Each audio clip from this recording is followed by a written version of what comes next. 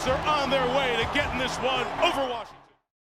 Okay, so the Vikings are up next for the Giants and are coming off a come-from-behind win on the Indianapolis Colts where Kirk Cousins threw for 460 yards and 4 touchdowns. Then on top of that, they have Justin Jefferson, who obviously is no slouch, and for the season has 111 receptions for over 1,600 yards and 7 touchdowns. But before we get started, please like and subscribe, comment down below, tell me what you think.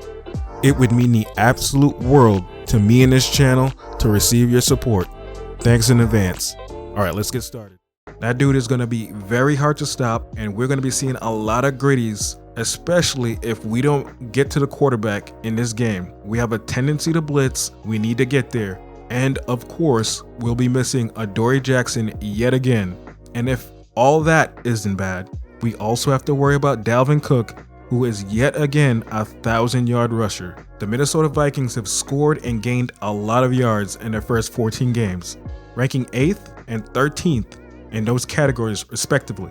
They also gained an average of 5.4 yards per play. One of the reasons for their success is their ability to convert the first down, and they have 313 of those. And of course, this is because they have a strong passing game. It ranks 3rd in attempts, 7th in yards, and 7th in touchdowns, mostly due to the fact that they have Justin Jefferson. While the Vikings have not been as successful running the ball, they have still managed to score a lot when they get in the red zone. They have managed to score 17 rushing touchdowns, which ranks them 7th in the NFL. But again, they tend to struggle running sometimes, and I think it's because they only use one running back for most of the time. They do not spell Dalvin Cook. One of the major weaknesses, and I addressed this in an earlier video, is that the Minnesota Vikings ability to defend the pass. They are near the bottom of the league in pass attempts, yards, and average yards allowed, and have given up the 18th most touchdowns inside the 20-yard line, inside the red zone. While their run defense is somewhat stronger, it's still at the bottom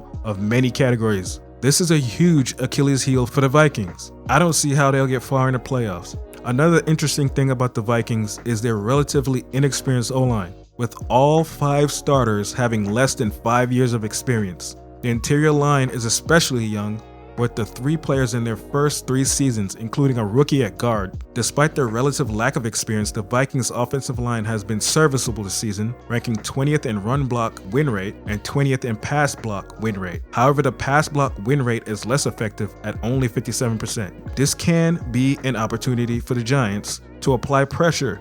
We need to apply pressure and force mistakes to a mistake-prone young pocket.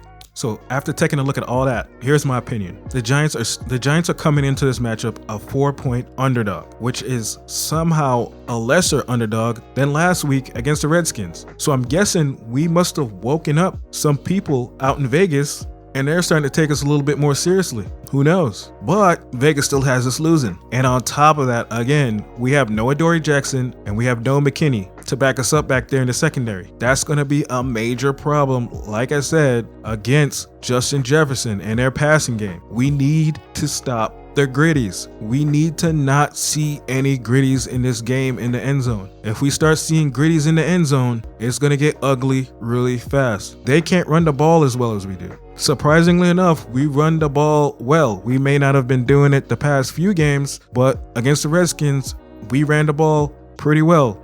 And if we can get some rollouts, we can get some quarterback runs from Daniel Jones, if we can get some blocking for Saquon, and we can keep the tempo on our side, keep them off the field, that gives us a good chance in this one. I think we have a good chance of pulling this out. But in any case, this is still the Giants' opportunity to squander.